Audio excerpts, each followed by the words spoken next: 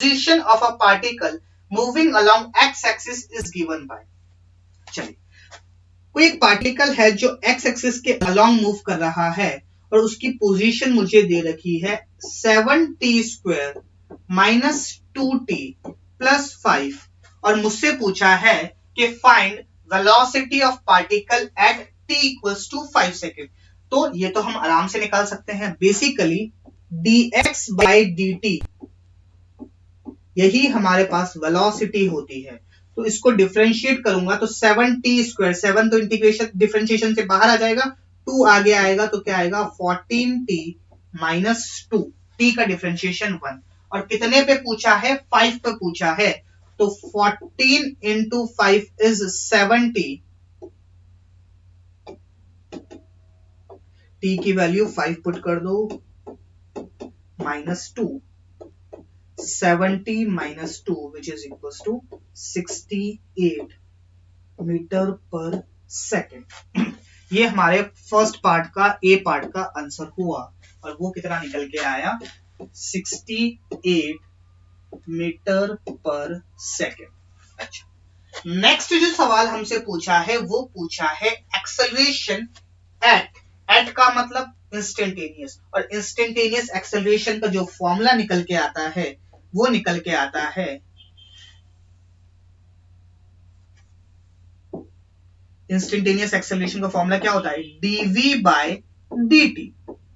तो वेलोसिटी मेरे पास निकल के आई 14t माइनस 2, तो इसका डिफरेंशिएशन 14t माइनस 2, इसका डिफरेंशिएशन क्या होगा 14 मीटर पर सेकेंड स्क्वायर। अब ये एक्सेलरेशन मेरे पास कांस्टेंट आया, तो चाहे मैं 1 सेकंड पे लिखूं, 2 सेकंड पे लिखूं, 3 सेकंड पे लिखूं या 5 सेकंड पे लिखूं, मेरे पास एक्सेलरेशन सेम ही रहेगा which is 14 metre per second square. तो इसका आंसर क्या हो जाएगा 14 मीटर पर सेकंड स्क्वायर। चलिए अगला सवाल देखते हैं। Average velocity during time interval t equals to 0 to t equals to 5 second.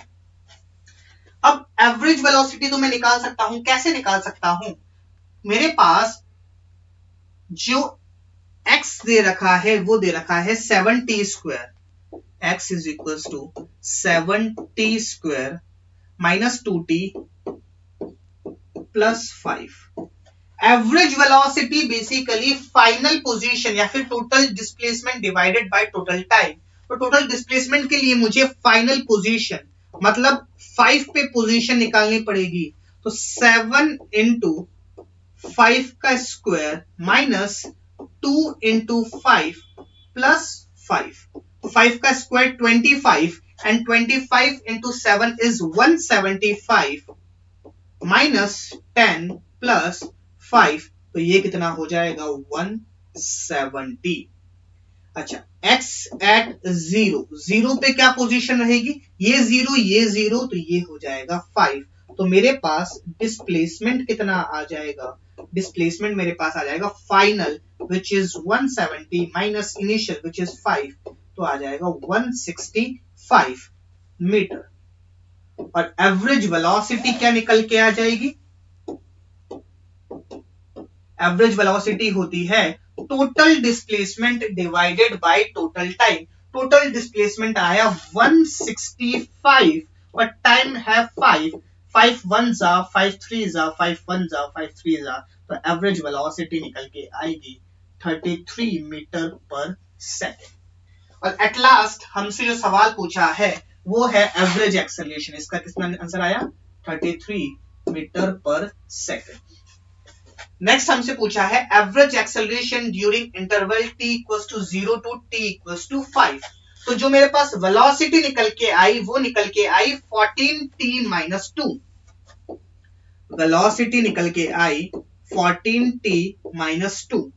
अब एवरेज एक्सेलरेशन होता है final velocity minus initial velocity. तो फाइनल वेलोसिटी मतलब वेलोसिटी एट 5 सेकंड निकालनी होगी, 5 सेकंड पे निकालने के लिए 14 इंटू 5 माइनस 2, तो ये कितना हो जाएगा 70 minus 2 which is equals to 68 metre per second. और इनिशियल वेलोसिटी मतलब 0 पे निकालनी है, तो 0 पे कितनी आ जाएगी, -2 मीटर पर सेकेंड।